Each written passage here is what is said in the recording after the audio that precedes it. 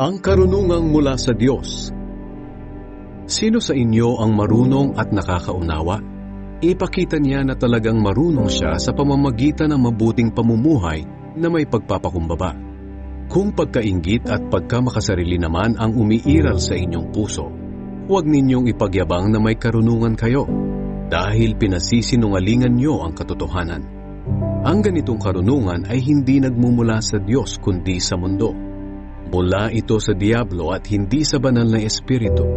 Sapagkat kung saan umiiral ang pagkainggit at pagkamakasarili, naroon din ang kaguluhan at lahat ng uri ng kasamaan. Ngunit ang taong may karunungang mula sa Diyos, una sa lahat ay may malinis na pamumuhay. Maibigin siya sa kapayapaan, mahinahon, masunurin, puno ng awa at kabutihan, walang pinapaboran at hindi nagkukunwari.